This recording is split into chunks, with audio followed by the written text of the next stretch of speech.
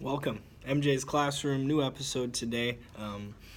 Today I wanted to talk about creativity and the importance of maintaining individuality and creativity as you age. And I think this is a very difficult thing to do. And to better understand it, we have to think about it historically, right? We have to think about it from the standpoint of what this world is like as you age. And we can all remember being little kids, toddlers, and not really living by any set of rules. You're just kind of experiencing the world, and that's all life is. And you're trying to figure it out.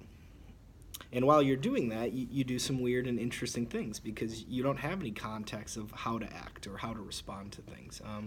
One of the best parts of kids in general is their creativity and individuality from the standpoint of imagination and role-playing and pretending. Those are really cool things that it seems like as we age we lose. And I think the reason for that plays a lot into the school system, right? If you've ever been in a kindergarten classroom compared to a high school classroom, it's very, very different. Kindergarten kids do really weird things. They are overly emotional. They're irrational. They do things that aren't socially acceptable. But as you age and you go through the schooling system, you learn things of how to respond in society. So you go to a high school classroom, everybody sits down, they raise their hand, everything's very organized and structured, which is good. It's good to have efficiency, right? It's good to have organization. That's important to do things in a quick, efficient manner, right? And that's good for society, but sometimes it can also have negative effects on you and your individuality and your creativity, right? You're not allowed to explore things as much as you once were.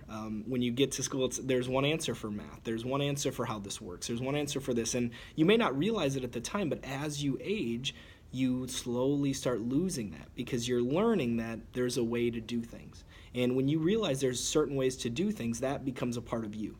And everybody's doing that. So we all kind of almost start becoming the same thing, right? We all start becoming the same. There's one way to have correct grammar, right? There's one way to do this math problem. There's one way to act in a classroom. There's one way to react to your grandparents or your parents, right? So we learn one way to do things.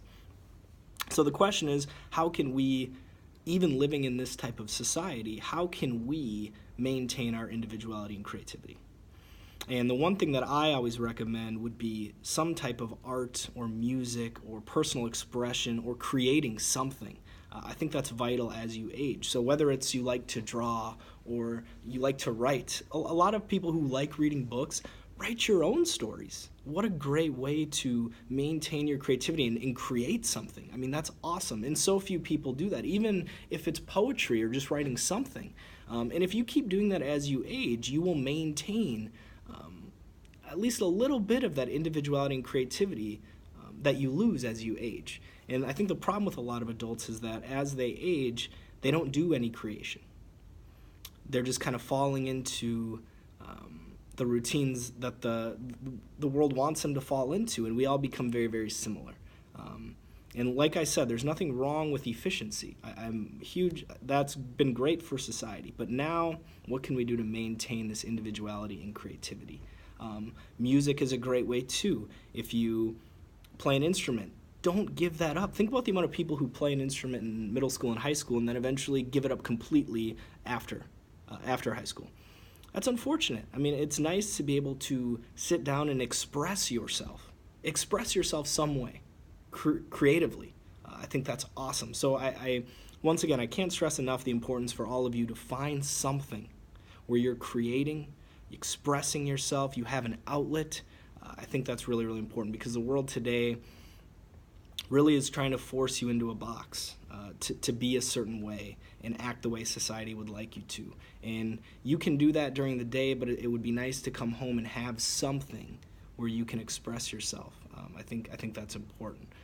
So whether it's arts or music or you're getting into sculpture or like glass blowing, if there's things that interest you, please go down those avenues as you age as a way to maintain your creativity. So that's really all today. I think that's an important topic. We've talked about a lot of things from the standpoint of what can we do to become a more idealized self, and I think maintaining your creativity is just another way in which we can do that.